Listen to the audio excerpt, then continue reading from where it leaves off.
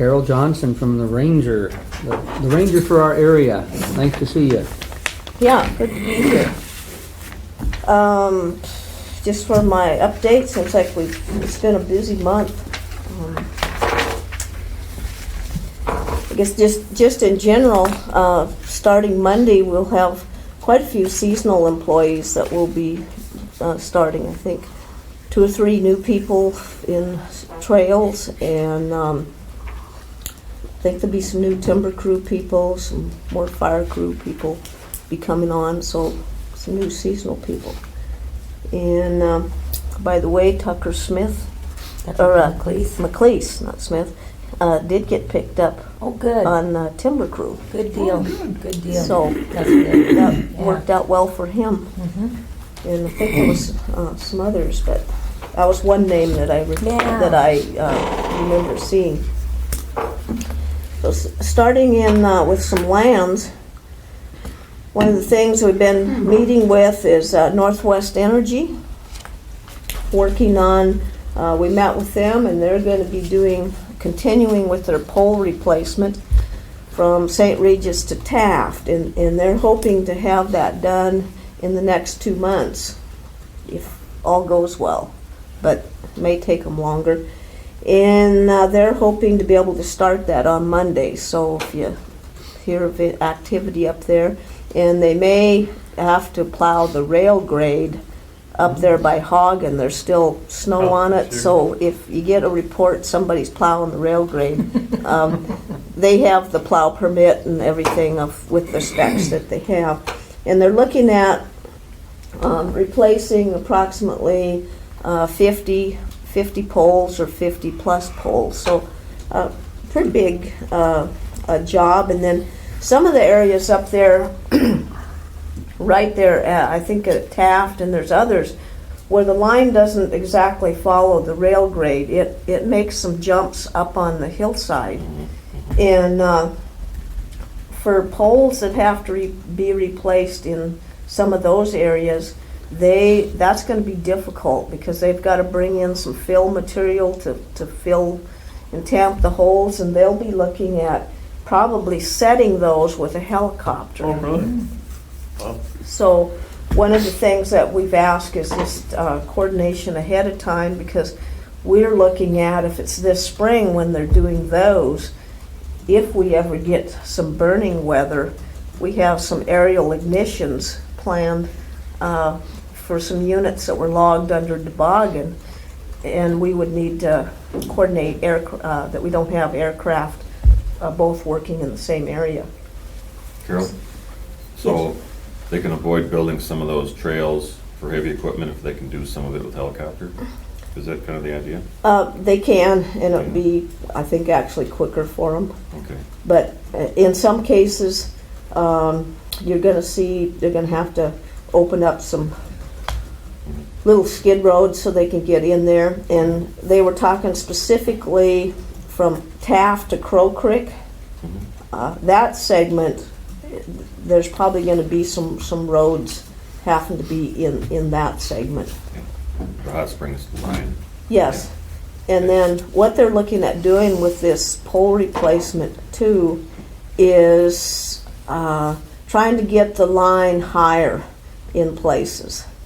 And so they may be putting in a taller pole to try to get that line, get a little more clearance in there.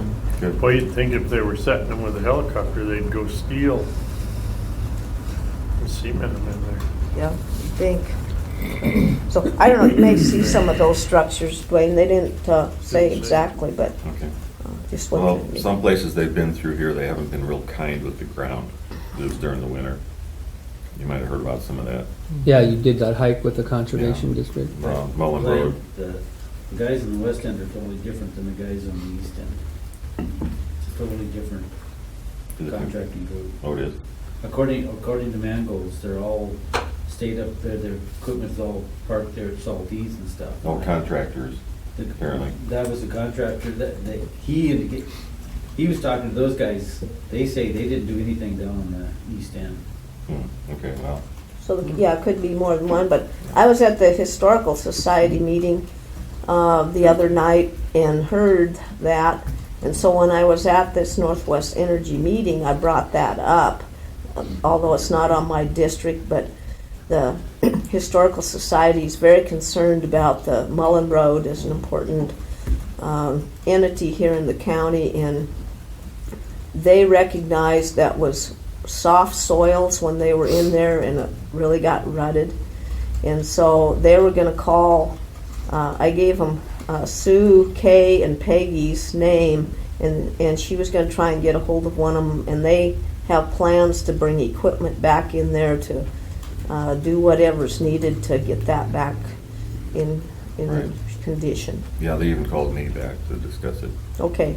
But on that line, if the railroad grade's gonna be stirred up going west, some of that would be the trail rail run route for June 10th. Well, I've made them aware of, we have rec events planned that we're going to have to work around, and we are going to be monitoring the thousands of dollars of surfacing that we've put on that, and we don't want it rutted and ruined. So we're going to be monitoring that pretty closely. Okay. And we had consulted with Heather Berman about the possibility that we'd have to plow some snow on the upper end for the trail rail run. If there's some of those shady draws near the top still have snows by June 10th. Which they probably would. Yeah, So- who They knows have the a way lot of we're snow. going. So we kind of had a contingency in mind for that, if we have to. Okay. And So, maybe, Carol, on your permitting deal, did you make them aware on the rail trail run that, I mean, are they gonna be allowed to work in there even if they're not done? We With the told them run. that we have these special events that have already been permitted, and we are not going to cancel the events that we may So say, their permit is contingent on, yes, that we're not going to cancel our local events, even though they want to work 6 days a week. And we said, you know, if we've got 300 people on foot coming through there, we may say we're going to halt, and you've got to get your equipment out of the way, etc. We're not going to cancel our events in our communities. thank you. Yep, for those, because those have been, those were commitments we made, and they've been permitted. Talking to Bob Wintergurst, and maybe Tim, you might know more, but he's saying that probably Flat Creek, I don't know if you've heard anything, but he was saying maybe a couple weeks that they'd be looking at some activity up here. Yeah, DEQ and Pioneer came over and they walked a couple pieces of equipment up to the old stamp mill site, because that hill's gonna come out of there, and they've got a soil moisture level that they said they can't move it, so they thought it was gonna be, and that was last Wednesday, and they predicted 10 days probably, so they're still just finishing up all the burning and grubbing and stuff. That's all they're working on right now. Right now. But I guess if you go get them, I don't know, you probably don't see them, but they got a really nice hole up there in the ground right now. Man, they really excavated that thing. Looks good. I kind of kidded the Pioneer guy. I said, "Hey, little water and little fish, we're in business up there," but he didn't bite on that one.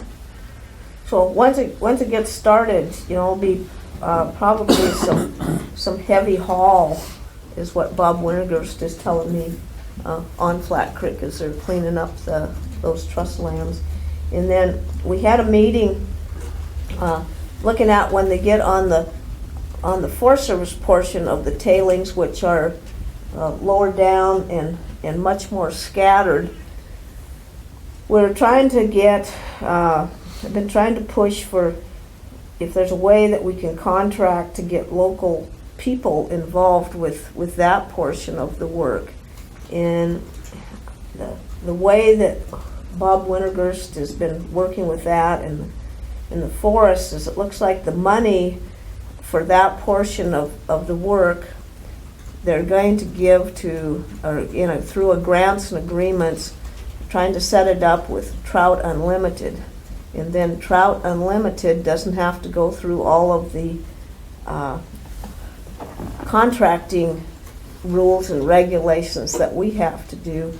And our stipulation is that we want to see if we can get local people to, instead of, if they just put that out to bid, it would probably be one of the bigger contractors, so we'll see how that works, but looks like it could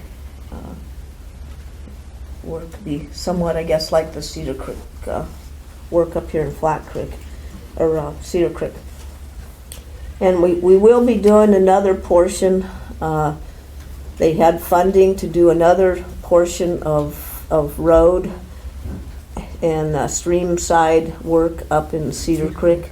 And I'm not just sure when that's going to start, but they've got 2 sections identified. They don't have funding for the lower one, but they're going to do the upper piece this year. And then in fire, Laura Ward, who is the forest fire management officer, Jim Ward's wife, was selected as the National Fire Management Officer of the Year nationally.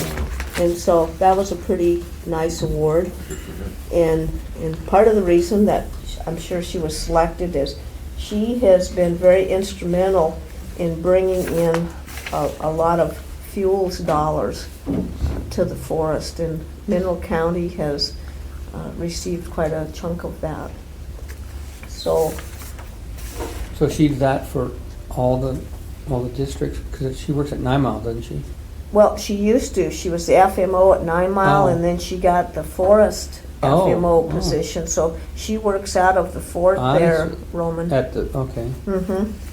And I think there'll be a regional leadership team meeting here in about a week, and there'll be an official presentation to her for that. So pretty nice award to have a national one.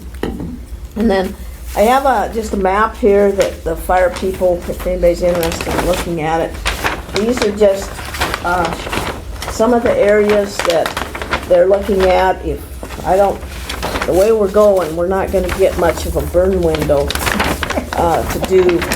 We get a half hour of sunshine and then 4 days of rain.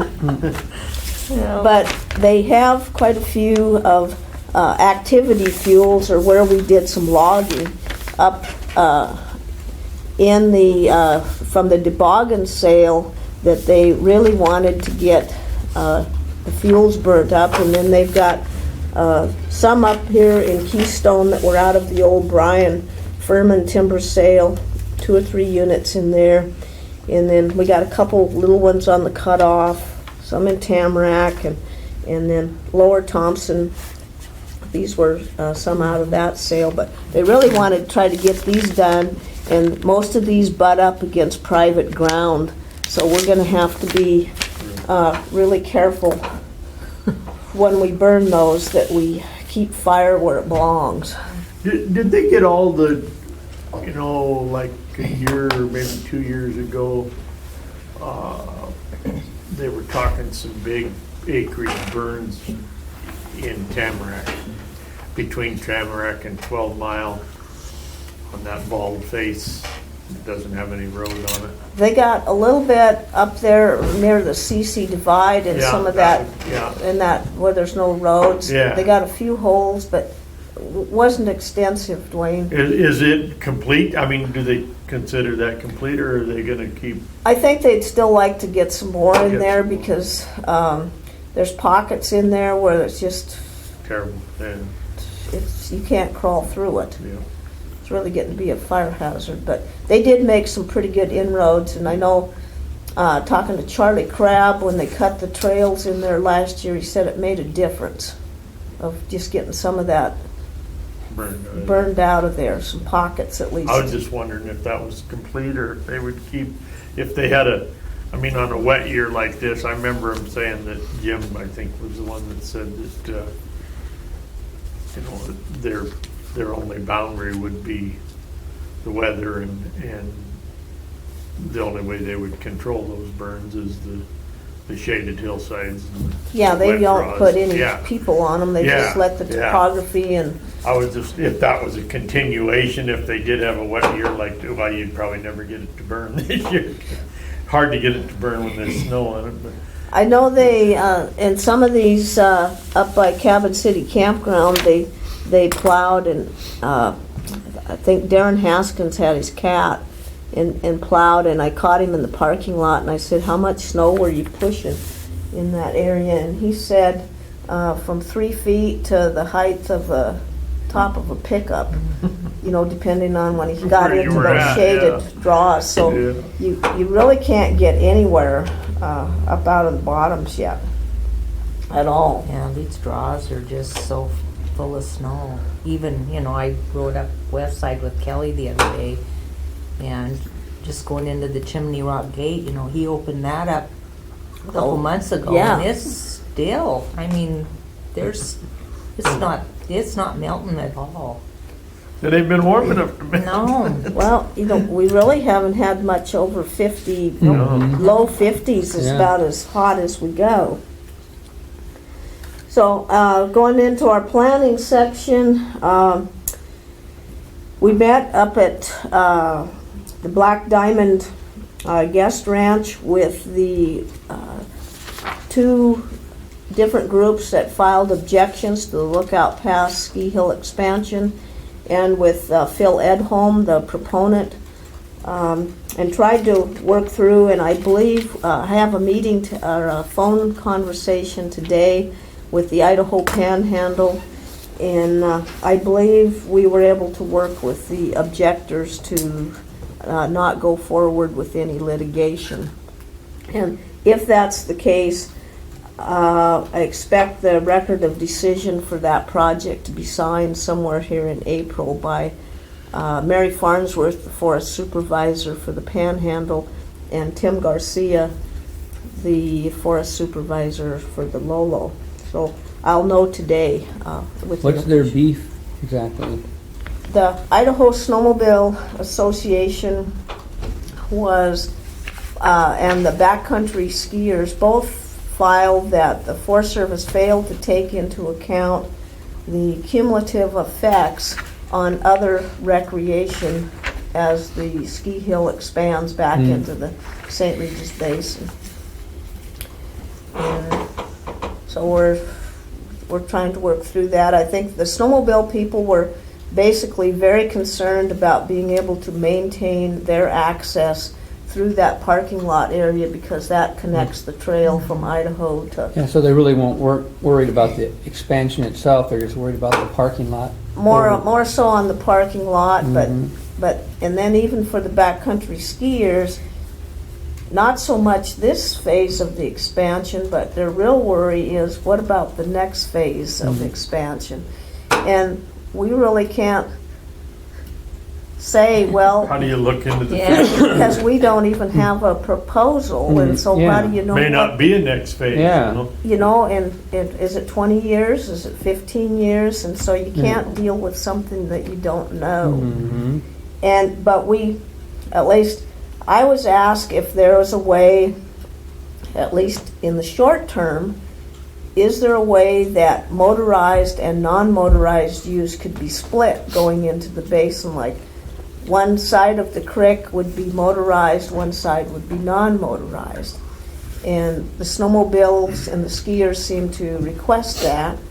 And so we haven't worked out the details, but I believe there could be a closure order saying non-motorized gets this side motorized.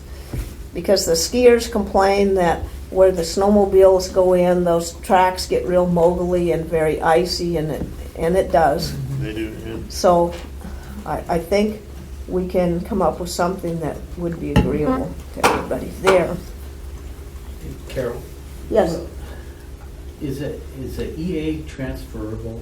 Is that all, or with this EIS, I mean, all that work that Phil Edholm is doing, is that a transferable product to somebody else? so say should the ski hill be sold to someone else? Right. Yes, that expansion, once it's been permitted, It really goes with the property, corporation, something that's not. So should it change to new ownership, it would still be permitted. The NEPA is good They just have to comply with conditions. with the conditions, yes. I just want to say that I appreciate Dwayne, you and Lori attending the Red Bull public meeting, and I thought a that good it was turnout. well attended. Yeah.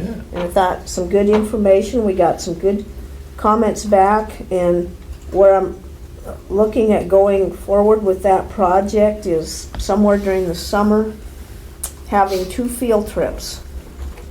One that would focus on recreation and of course the watersheds, and one that would be veg management, be fire, timber, that sort of thing. And then and people can pick and choose, or if they want to go to both, that's fine. And then after we have those field discussions, coming together for no more than 2 meetings and having the public group help come up with a proposed action. And then once we get a proposed action, we will go out like next February for scoping comments to the public, and then whatever comments that we receive from the public, we take those and then would develop the alternatives to that. And I'm hoping that the public group then would also be involved with that.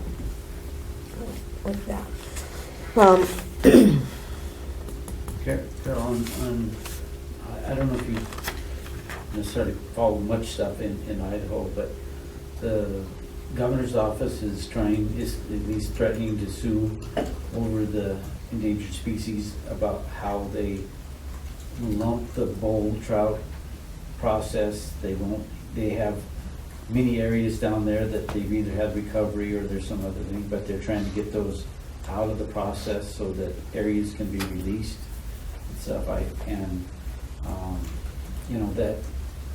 That just, it's so contrary about Little Joe and having that thing is if a driver is bull trout land, that is so not bull trout habitat that it makes your head spin.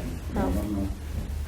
But anyway, I was looking at a few of the bull trout papers and research and stuff, and there's nothing very recent. I mean, it's all based on early 2000s, 4 or 5 information. I mean, I don't know if anybody's doing anything more recently, or we're just put the red herring bull trout out there and it's just gonna hang with us, or? I haven't heard anything on the Montana side to the contrary, so. But, it remains to be seen. I guess the short question is if you were able to take the bull trout factor out of that, would that significantly change how red bull could be? It definitely would make a difference, but I guess from the get-go with that project, I am convinced that it's an integrated project, and I believe that there's a lot of things can be done to treat other resources in there, and at the same time do good things for the bull trout. Yeah. Or for the fishery. I mean, I know that I was talking about how they're talking about eliminating that one section of road up there. And On the South Fork would be South Fork, and one option. it just seems like that is so much incredible work, so you probably still have a gain. Yeah, the fishery people think that would be a huge gain for the fishery, but We could trade them, eliminating that road for logging from there to the other end of Ward Creek. They'd go for that. I really think there is a lot of opportunity for harvest in there. Get a little more water in the creeks that way. Be good. Especially because if you remember what Carly said, that a lot of that timber in there is 100+ years old in her presentation. So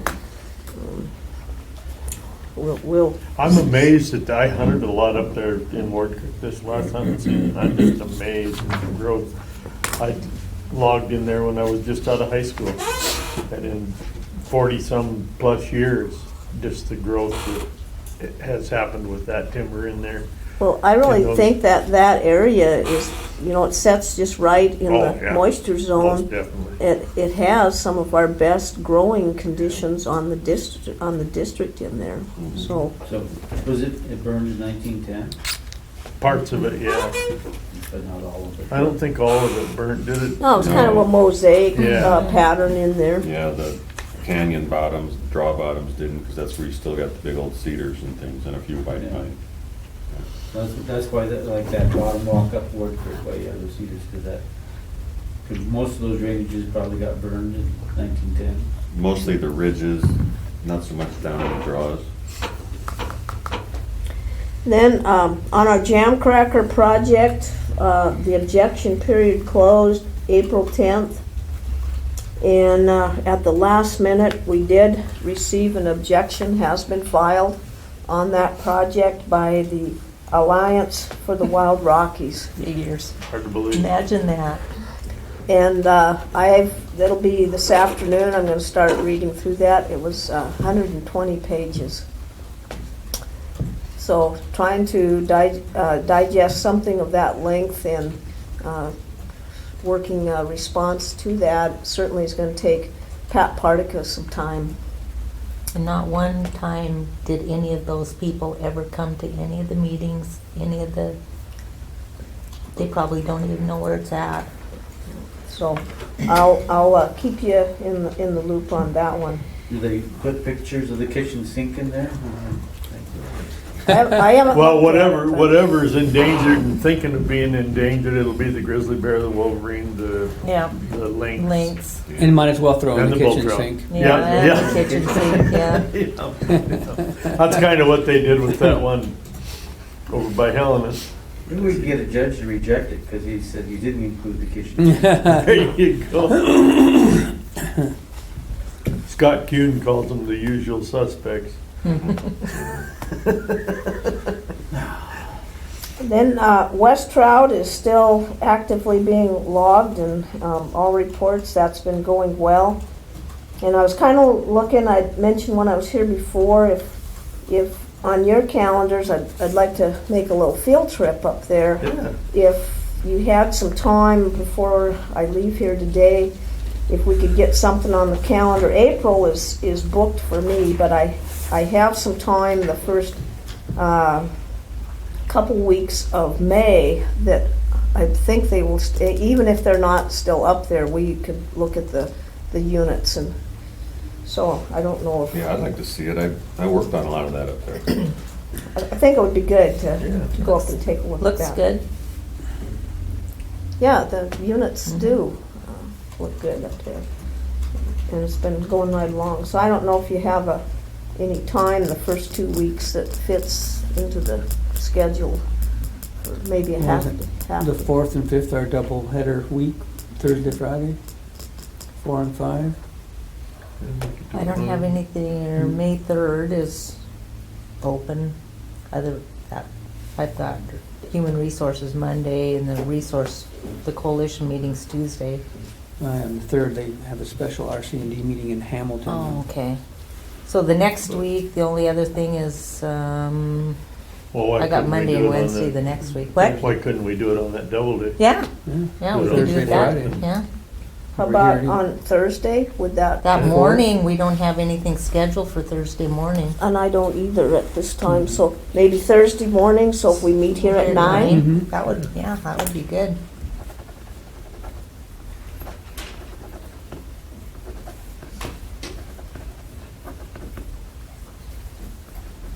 Okay, I'll get my people lined up. The other thing that I have is all the timber sale packages. Green Brain, Camouflage, Murphy Creek, and 7 Mag are off of the district. And 7 Mag is going to be, what they tell me, a bid date of April 26th. And I don't know if you've heard or not, but that ended up, is gonna be bid by sealed bid. And Tricon is not pleased with that, and I can understand why.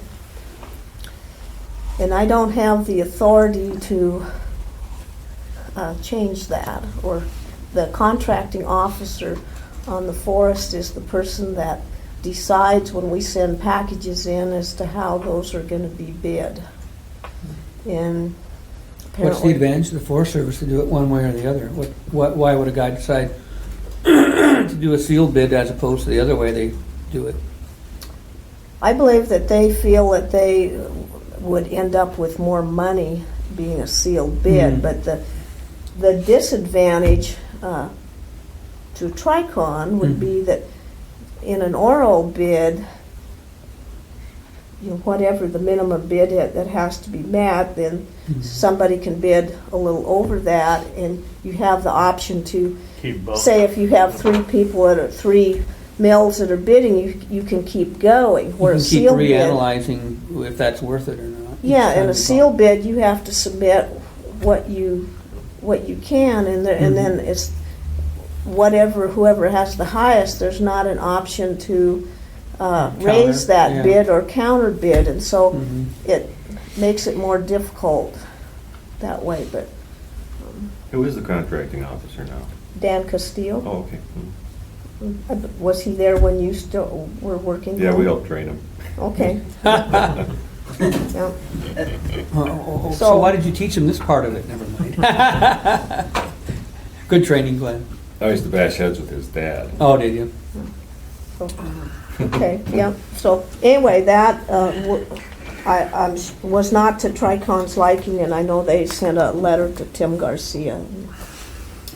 I saw a response back, and I don't know if you guys have, but Because actually, that could go the other way, where it's less beneficial to the Forest Service, because everybody's going, well, they're going to put in a lower, you know, they're not sure how high the other guy is going to go, and they don't want to lose money, so then everybody's bids could be actually low. lower than Because they don't might if wanna- they had the opportunity to put pencil to paper and keep counter bidding until they hit the maximum of their payoff and profit margin. Right, because, obviously, industry's not gonna wanna leave a lot of money on the table. Yeah. And that's probably when these ones come in. Oh, the bids didn't come in high enough for us to do the sale. So, anyway, we'll see where that goes. I did receive authority, the regional office has to approve stewardship, this meant Glenn, for camouflage in Murphy Creek, and Wanda told me that they did approve those, so those 2 projects, that will be stewardship. Good. I was just curious if the 7 mag or any of these have much small, non-merchantable posted pull material that could benefit Big Sky, you know, through the bidding process. I don't know about 7 mag. I know in order to get those sales feasible, they made the non-saw, the dead, as optional Optional. and not mandatory. Because by making it mandatory, most of industry said, no, the value isn't there. If you're going to make that mandatory, we're not too interested. Right, but if the small and dead is optional, they can maybe find outlets for that stuff. Well, and I think most of industry is willing to look at if they can find a market for it, they'll take it and utilize it. We had another kind of a small sale that we were looking at bringing along, and that was Lookout Pass up there by the FAA site with that whole ridge. We've had some sales in there. Glenn worked on those, and there's a lot of dead lodgepole up in there. And our timber people really looked, and with the market the way it is and the amount of dead lodgepole up there, we cannot see to make that a feasible sale. And so I'm looking at putting some internal gates in up there and opening that area up for firewood and see how much we can, maybe 2 years, and see how much we can get cleaned up, at least get the stuff, because a lot of it is close enough. People with pickups and a piece of cable can get some pretty nice lodgepole right close to the road. Oh, the Idaho people would be all over it. And see if we can get some of that cleaned up, because they're, They've complained about that for quite a while, haven't they, Carol? Yeah, I got an email from FAA just here maybe 2 weeks ago wanting to see what we're gonna do. And I've talked to Gary Bailey, I've talked to Ken Verley, and from a timber sale, there's just, I think Wanda is estimating about 200 loads of dead lodge poles. Wow. So what do you do with it? It's almost like Cedar South. I mean, not that extensive, but you can't get enough green lodge pole to go with it to offset it. So I'm going to look at doing the firewood. We were told just the other day, Soldier Butler, which is a timber sale that they're working on the 9 Mile District, is going to fall behind a little bit in the schedule. And so the West Zone is going to be asked to pick something up to make sure that we meet our timber target. And I believe Wanda's going to have a meeting on Monday to see what can come up. But probably, I think they're looking at 2 short over on the Plains District, which would be about the right size. And they have a lot of the work completed on that. And then we're going to be moving forward with, if we get our objection cleared, in Jamcracker, Hallwood, and we have 2 or 3 sales coming out of Jamcracker that we'll be completing this. We've got a little bit more marking and cruising, but we'll be getting those put together and advertised. What else have I got here? I did ask Nate Cagle, Dwayne, to check with Federal Highways to see why the Saltese Trestle project and the Little Joe Road why did our applications or proposals not get selected, and when could we reapply, and what could we do to strengthen those proposals? So Nate sent me an email that he's working with Federal Highways, and I'll report that as soon as I know. We have the Thompson Peak Road closed due to a slump and a failure, and they're working on a design.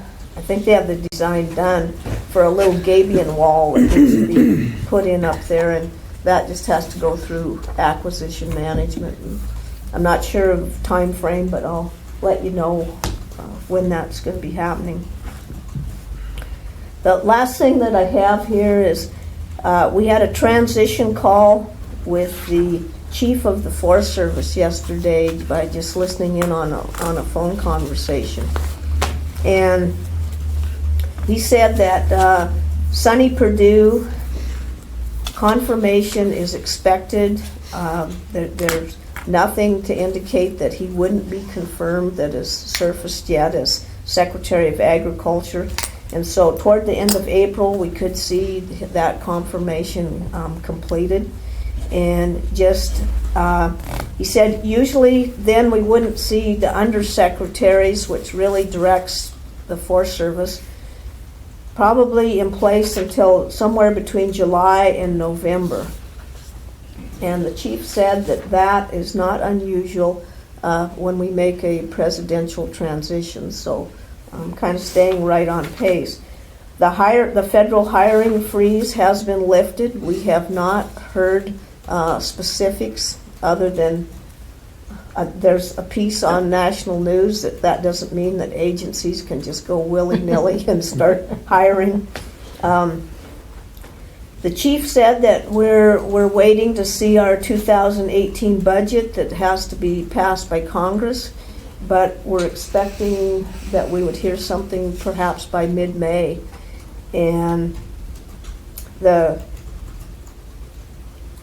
President's budget for the Forest Service showed a 21% decrease, and we don't know where Congress is going to settle on that. Could be, 10%.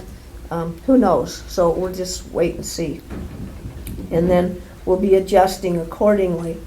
He did say that the Sonny Perdue, if he ends up being confirmed, has made it known that he is interested in commodities and outputs and rural communities and jobs.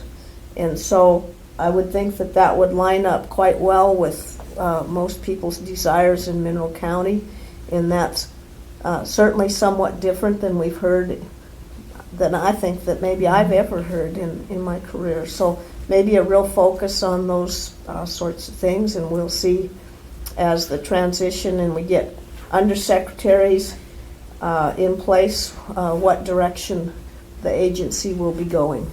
I think Sonny Perdue is from Georgia, Yes. and it's a pretty strong forestry state. Forestry and agriculture combined. Yeah, they do a lot of production down there. And I think there was a little clip in the Missoulian, but the chief also talked about the new administration is going to be looking at all federal agencies to see how federal agencies can be made more efficient.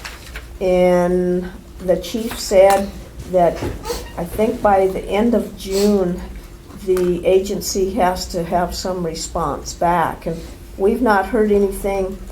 That'll roll out from Washington on down, and so maybe by next month I'll know more as far as how that might affect the Lolo, but we haven't heard specifics. But I did see a little clip in the Missoulian as well.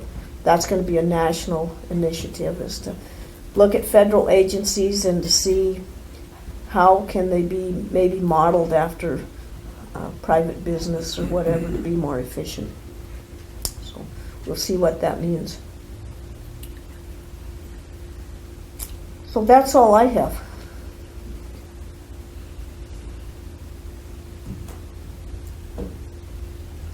We haven't really heard anything out of the 9 Mile, so do you, through the grapevine, hear any scuttlebutt about what they've got going on their end for Fish Creek or Tarkio or any of our areas down there?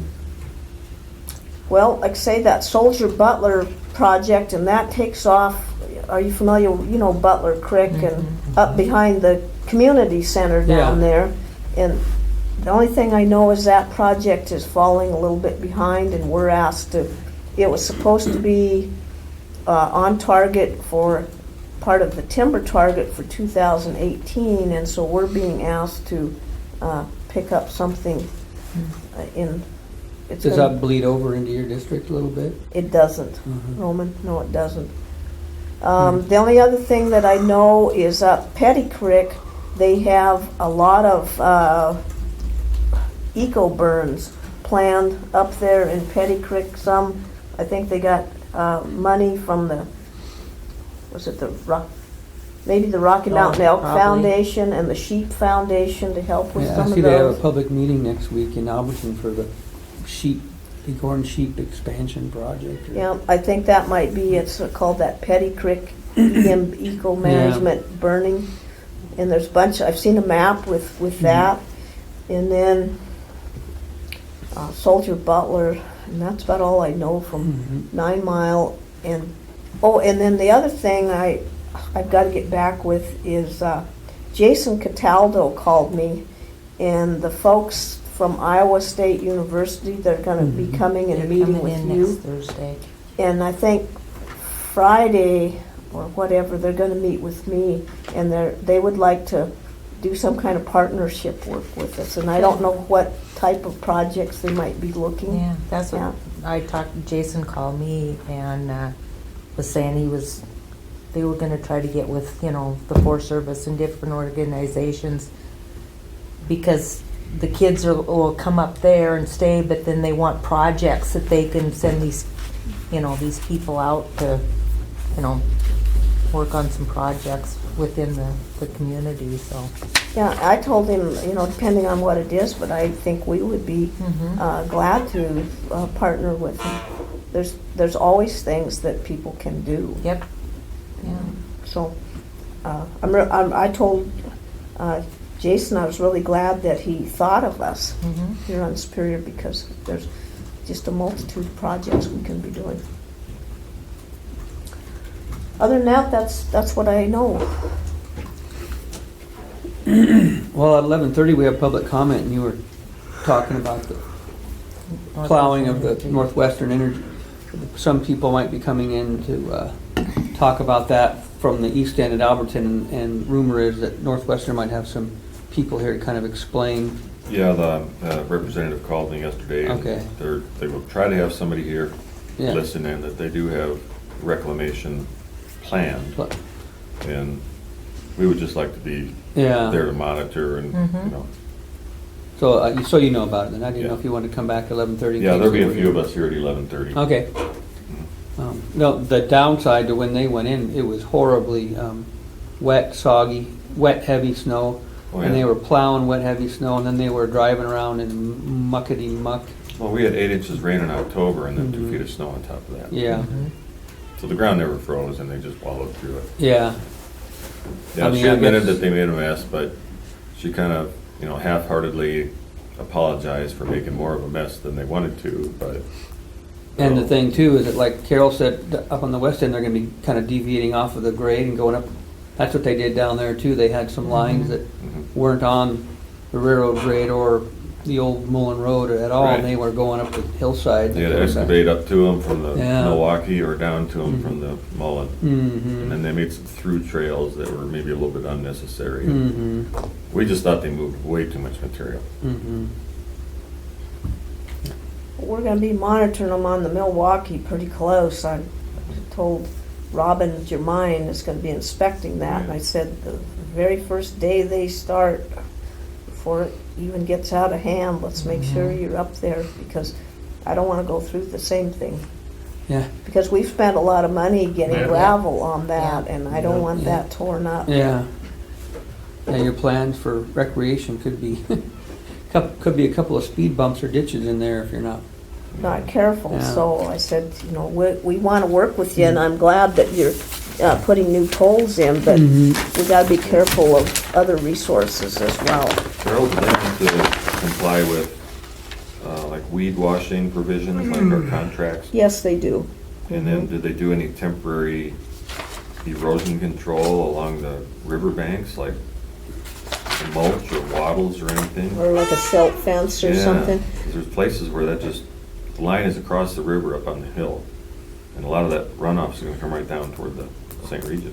We're going to be monitoring that, but when they were doing some pole replacement right close to the water's edge and doing tree trimming and that, our fisheries and hydro people were up there and worked with them on approving what they did for those. And so, yes, they'll be required just like any other operation. Is that Signage. tree trimming outfit, are they with the power company? Is that who they're working for now? Yeah, Asplin. Yeah. And one of the issues that I had late last year was the snowmobile club, the night riders called me, and it was somewhere in, I don't know, first, second week of December, and here parked in the middle of the snow trail up there on the rail grade was a Asplin truck all snowed in, and they couldn't get around it. And so I called Northwest Energy, and the person, this Levi Arneo, he's the veg management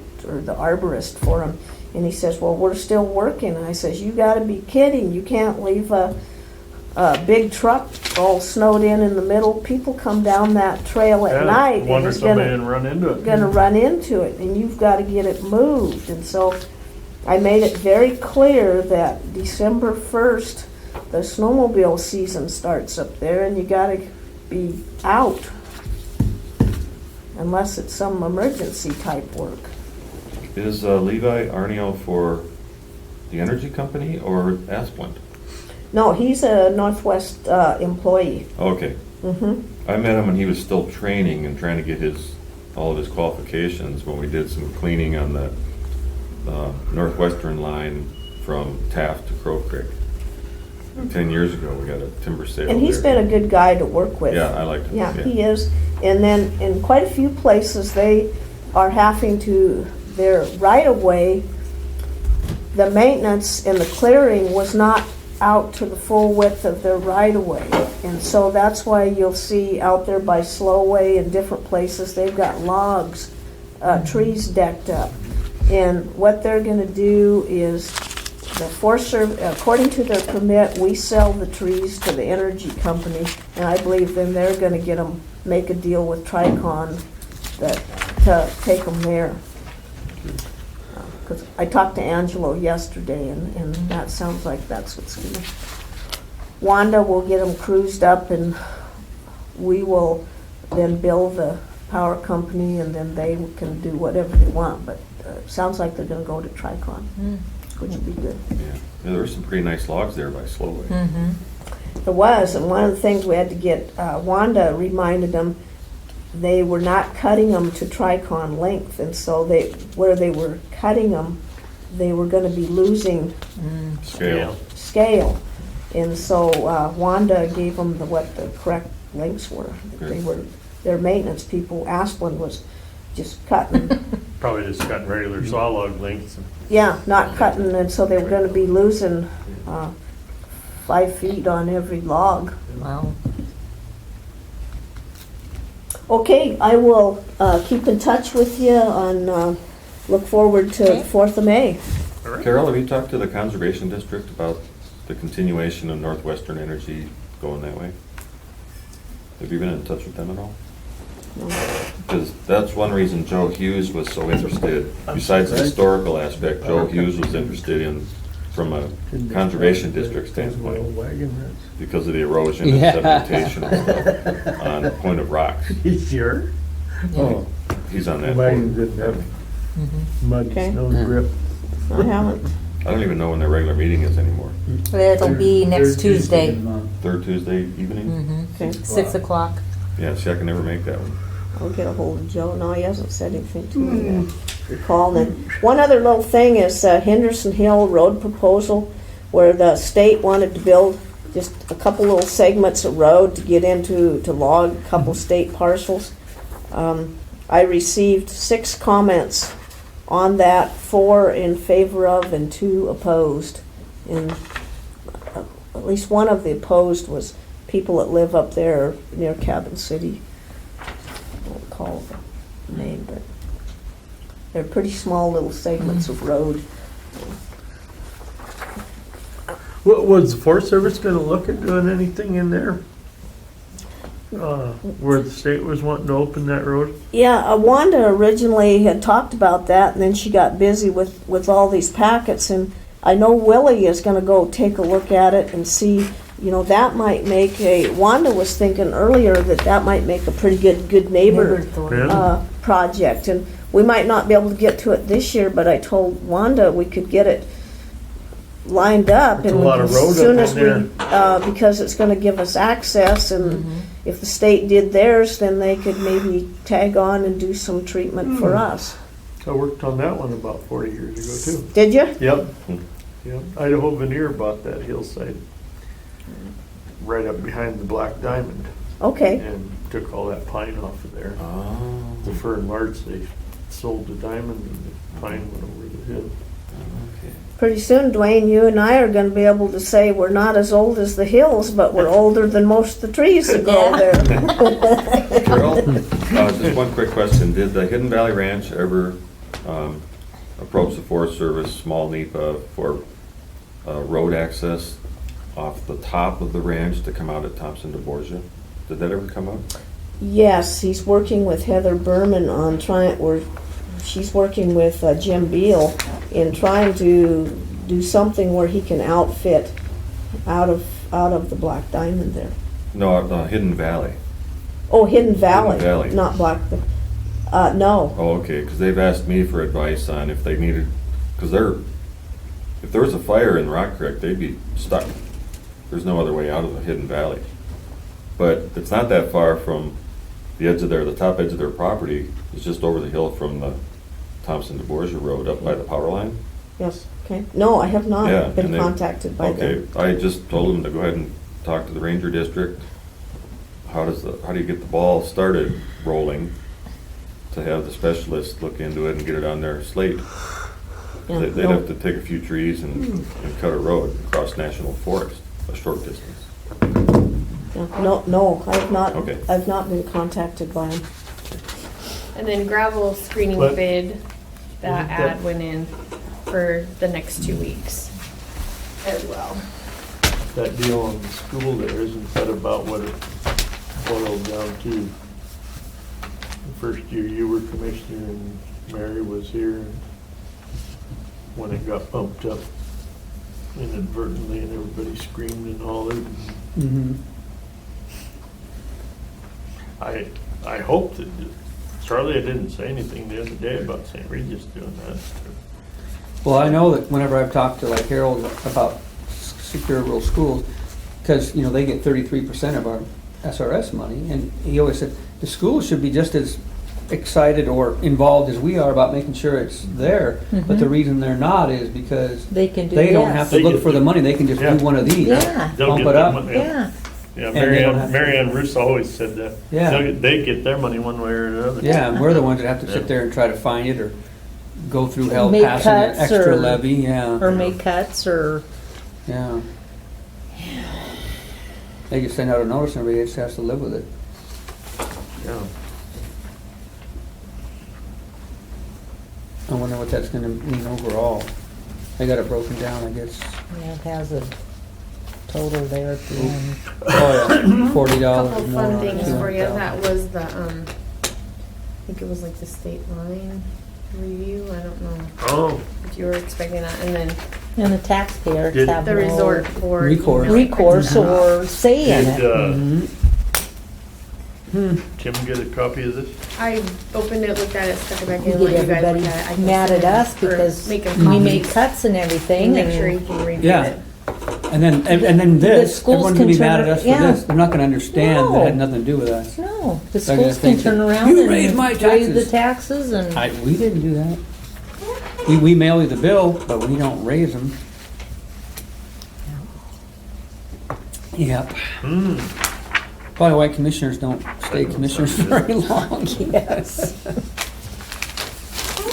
conclusion, unfortunately, upon review of the available information, an official opinion as to the exact procedure. So Casey just wants to see Jeff Wilson brought by our dividend check. Herein Oh, after cool. stated, we believe that if we conducted a resurvey of the state line, it would be located near the historic line. We also Should be believe getting that mine in the mapping mail then, huh? alteration Mm-hmm. to the divide would not move or change the state line. Did you see that?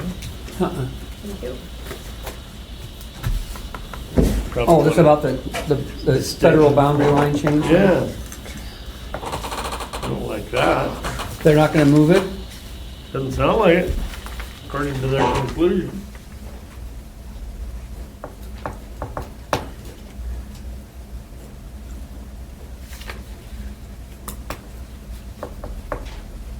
Shit.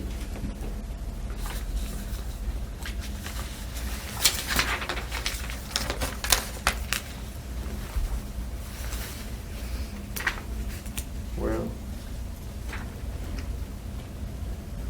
I don't think that any other projects are being considered, because before, there was always a waiting deal, and I think that it was stated in that when we went with the one for the fairgrounds, that it was stated then that, okay, then the next time around, and Tim said that in that meeting when Kevin was in here that day, the next one on the list was this one. I haven't talked to Jessica for a while.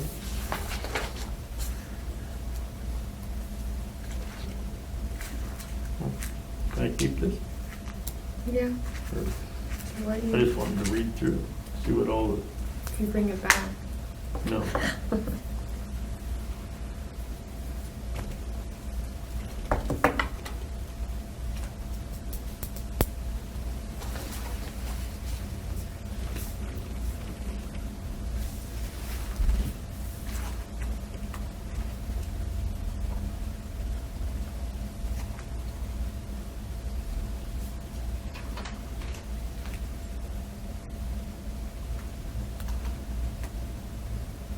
Maybe you better keep it on file.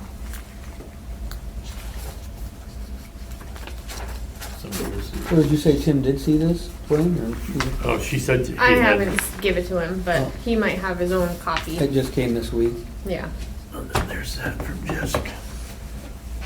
Those of the ski area parking lot and the Oh. building. Well, that was all in there. Yeah, Yeah, you better show that conclusion to Tim, he ain't gonna like that. well, and Denley's just sure that this was, that he was right on there. Why wouldn't a man-made alteration not affect the survey? Yeah, if I went and moved the pin, Yeah. why would that not affect the next survey? And when you drive up there and look at where the mountain was removed, it makes actually perfect sense that they, you know, that it did alter it. Yeah. Yeah, you would think. So whatever happened with did you ever talk to Ellen about the lawsuit deal, Lori? Hmm? Did you ever talk to Ellen at all about the lawsuit thing? The one, that Arstead one? Yeah. I've never heard Haven't a talked, peep. Have I you haven't heard any more about it. Huh. How, you know, because our attorney was supposed to be getting Yeah. information to the weed board about the weed thingy, and did Dave Brink ever say anything about them getting anything from the attorney No, as far as the weed stuff goes? on the St. Regis thing with that road. Yeah. I No. see they got the crossing deal in, You know, on the railroad, which railroad? at the fishing access. Oh, Been working there for the last couple of weeks. they just started digging on my sawmill one today. Oh, They're cool. getting ready to put in the dingers on it too.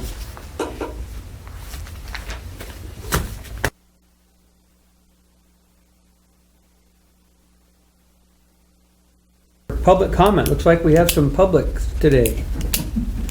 Anybody who wants to start first with any public comment? Well, I was wondering if the power company reps could maybe sit here where we could all kind of see each other. That help? We could hear it better? Oh, you guys are from Northwestern? Yeah. Oh, Oh, cool. Anticipated the comment, I guess? We had heard that there was going to be some people. Okay, so yeah. we wanted to have representation. Come on, belly up to the bar, yeah. Yeah, that's better. Yes. Well, we heard from Sean, or I guess maybe you talked to her first. Right. And then she called me, and we're all kind of on the same page, I think, that work needs to be done there. So you're from the Conservation District and you're from the Historical? Museum, Museum? yes. You So guys- I'm historical and. Jill's from the conservation. Conservation. Oh, okay. Mr. Wilkinson, are you representing any of the Museum. museum? Okay. So you guys probably know that that area was not only the Old Mullen Road historical interest, but also the Conservation District, in case there was a lot of was there too much material pushed around? Or? Well, yeah, there was considerable amount of material that had been moved around. Glenn, I got involved because a lady notified the Conservation Board of this damage that had been taking place out there. So I thought the best thing we could do is just go out there and find out and take some pictures of what had happened. Maybe we can explain, I guess maybe for the camera, what area we're talking about.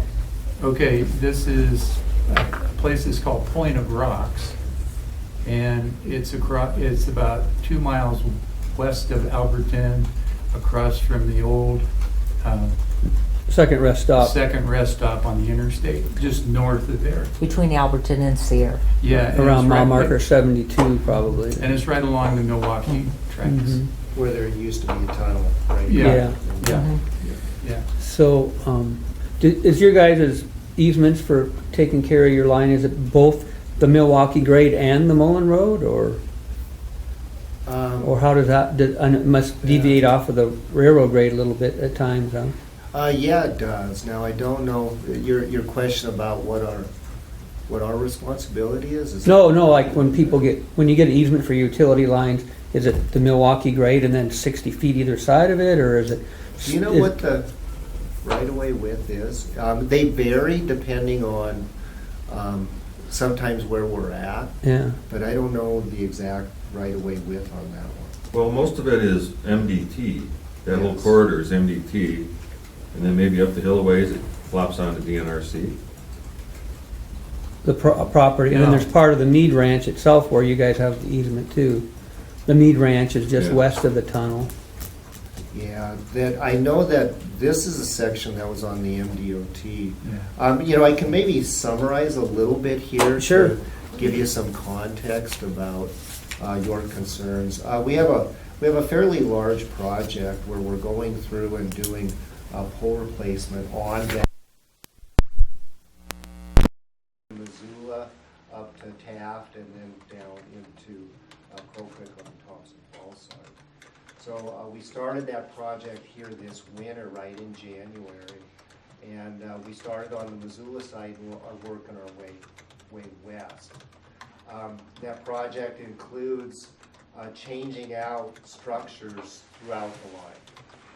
It's not every structure we're replacing, but we are replacing quite a few structures, individual structures along the way. With that comes construction costs. And what occurred in this particular area, it's an area where there was actually a little bit of a reroute, right? Down Yes. on the line. And there's a section in there where the Mullen Trail kind of deviates from the old railroad bed because the tunnel's now closed.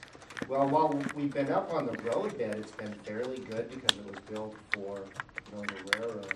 That section that's when we had to get down into it, we ended up where the temperatures came up above freezing.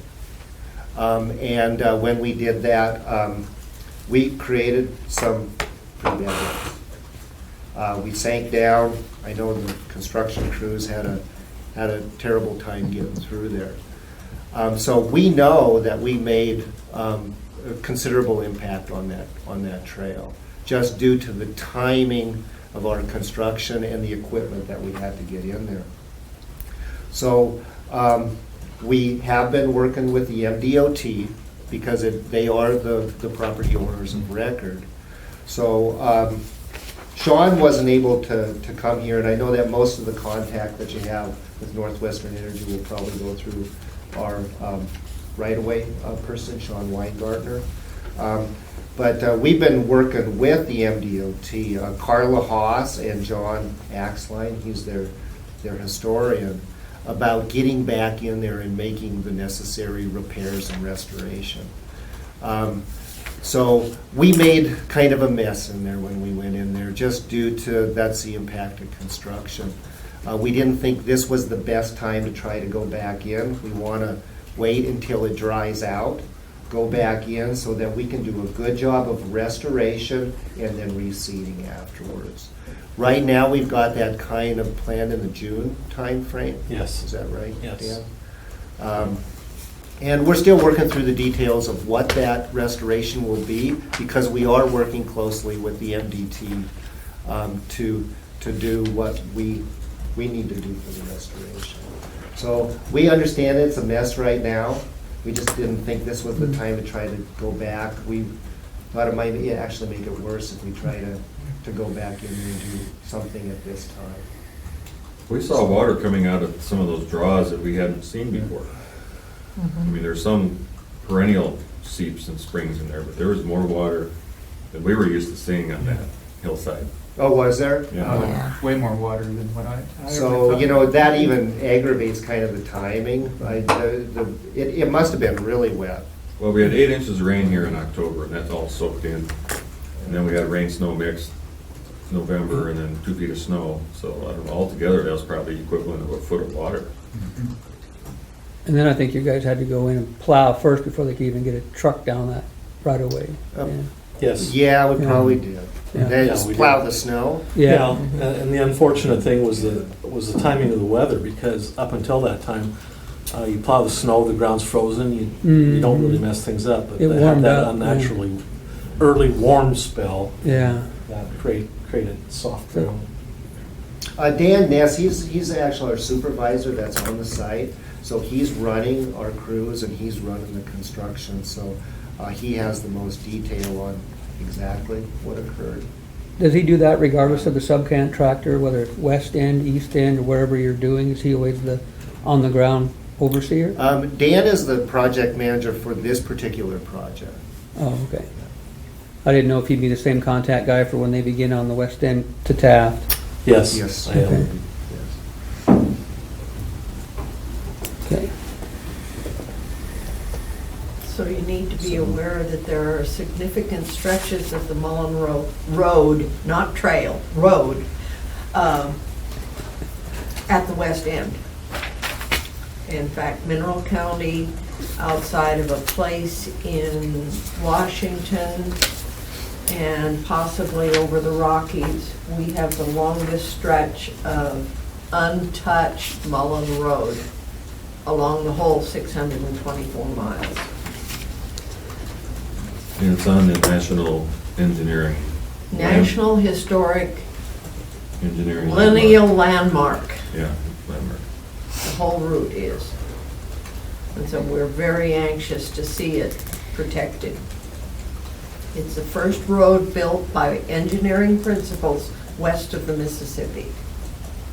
1859 and 60. Yes, and then 61, 62. But the first road came through in 1859.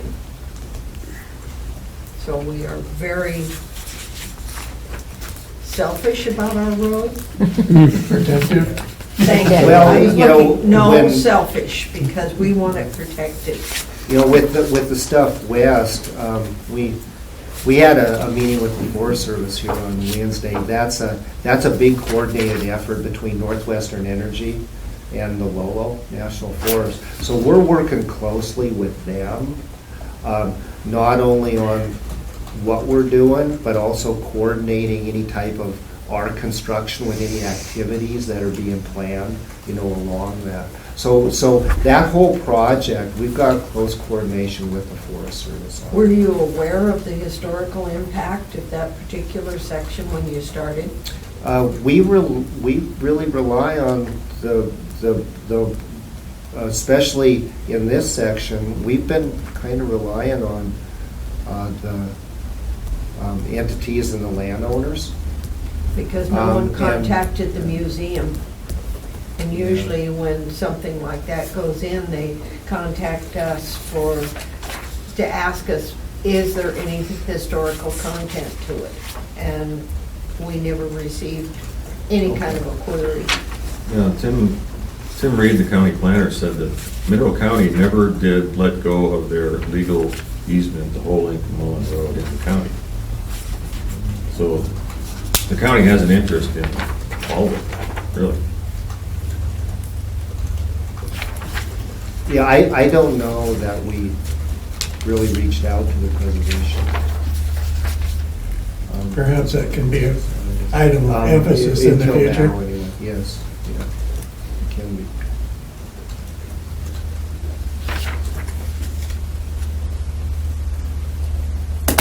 Okay, so June, you'll be coming out with some kind of a machine to kind of do some smoothing and, Yeah, it's more than that. Yeah, We- some recontouring and smoothing it out, and then we'll reseed with native grasses and, so a little bit of spray and seeding. yes. Sean said that you had photographs of before and after.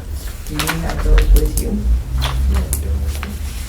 Do you have any? I don't have any before, no. Well, I have some after. okay. We've got before photos in our files somewhere, right? Uh, Numerous no, shots. Not through there. Well, for the next exit history, Oh, yes. we have footage of a lot of those places, Right. or they have it in their archives. So go to next exit, which is the website for looking at the history of Mineral County. And they did do something through that section narrated by Jim Sear. Right. The researchers and Jim Sayre and I were up there to talk about that whole area. Is it nextexithistory.com? Or, I guess you can go to Mineral County Museum, And it should give you a link to next exit, next exit. which follows from Lookout to Alberton. And the Right. historical areas in between, There's like about up Cedar 30 Creek and. 30 topics or locations of significant history in Mineral County, from end to end.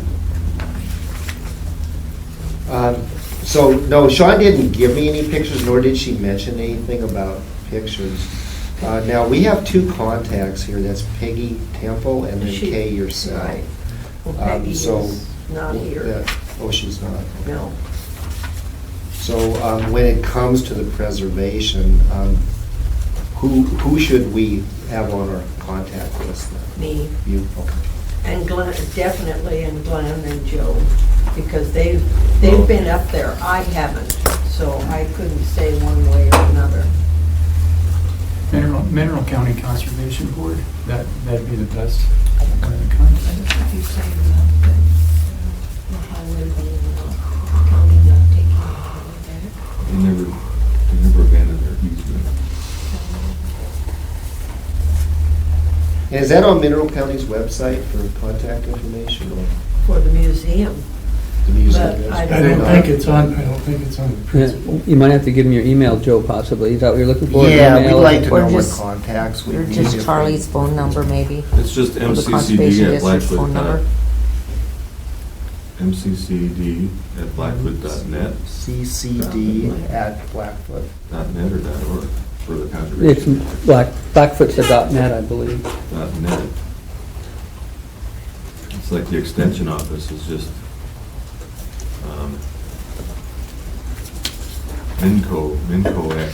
Mincox at Lord. Blackfoot. Do you know Charlie's phone number?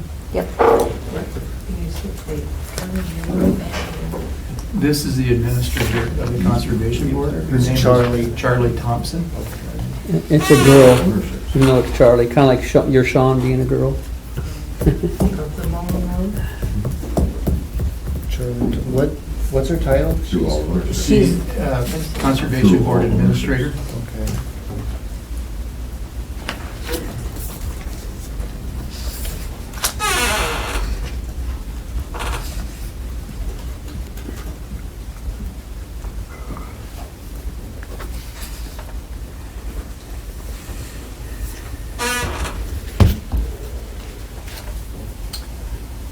Any other questions for us? I've got some questions regarding mitigation. What type of mitigation was kind of expressed by MDT at that? I don't know. Dan, do you know what that was? I think we're still working through that. Okay. Because we knew that we weren't gonna get back in there until it dried out. So I can't tell you that we've done a full assessment yet, just because of the getting back in there. Yeah. So I know we're working with them, but I don't think it's settled yet. One thing that Glenn and I saw that would be extremely helpful, we believe, on some of those steep grades that were put in there, on kind of the access roads, was to put some drainage control on them. You know, some rolling dips or water bars or something like that to turn the water off so it's just not running straight down the road. Yeah, it's already run down the hill and puddled and ponded on the Milwaukee grade, and their sediment has been transported down and ponded. And that's all in the same area? Yeah. Mostly the areas that we saw that was a concern was the stuff on the road, not on the Milwaukee right of way so much. Because like you said, that's got a heavy enough ballast on it Right. that it didn't, get so much damage to it, resource damage to it. So, So it's mostly on the road that goes around the tunnel? yeah. Well, No, before the tunnel. Before the- it winds up through those rock bluffs. Okay, see, I haven't been out there yet. Yeah. I was looking at it on Google Earth the other day. It's just a wagon Yeah, road, there's- basically. Yeah, there's the railroad grade. Right. And then uphill of that, there's the road, the middle Yeah. road. Thank you. Kind of goes in and out, Yeah. and some of the construction equipment to get around the backside to a couple of the structures use small portions of that road. Right. For Parts of that access. road coincided with pole locations. Yeah. Right. Mhm. So that's one thing we thought that we'd like to see kind of incorporated in whatever mitigation takes place. Maybe even some straw mulch on some of the steeper slopes, seeded and straw mulched or something. Pretty harsh site, due south, dry.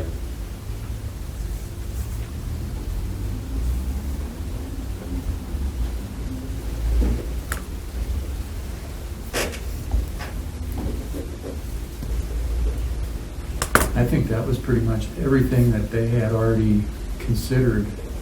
That's about the only thing with an addition that we probably need when we went, Yeah. that we thought of.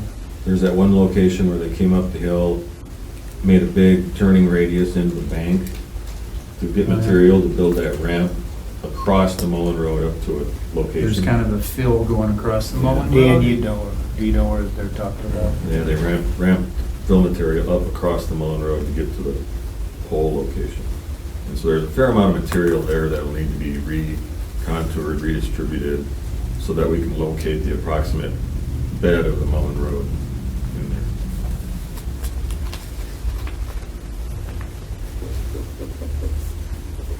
Dick's family has been here since before 1900, so he's very interested in preserving the history of the county. Yeah, I'm here to show solidarity. That's it. Yeah, actually, we all work together on road building, logging projects and stuff, so we kind of talk the same lingo as far as the reclamation side of it.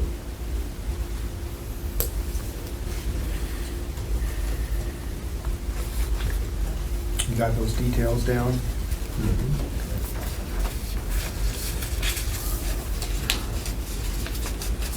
Well, I do appreciate you getting a hold of us and letting us know that this was gonna occur today.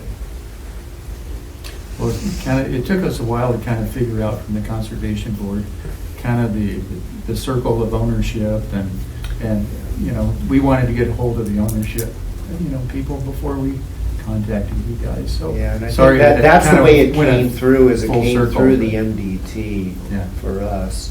So our response also was back to the MDT, and when we did that, we asked if we needed to make any additional communications, and they said, no, not at this time. So Yeah. all of our talks, although it was generated through you, our response was back to the MDT. Is John Axline going to be involved? Very much so. Yeah. Quite a bit? Yeah. He's one of our best Mullen Yeah, Road he fans. is. Yes, we'll be seeing him at the conference next month, so. And that was our first contact from the Conservation Board, once we figured out what the ownership was. We're good. Okay, well, I think we're all on the same page. Okay. Thank you for your time. Well, thank you for coming out. Thanks for Have coming any out. questions for us? Thank you. Yeah, appreciate you guys coming out unsolicited, unrequested, just came out on your own. Appreciate the desire to come explain your side, so, Oh, good. yeah.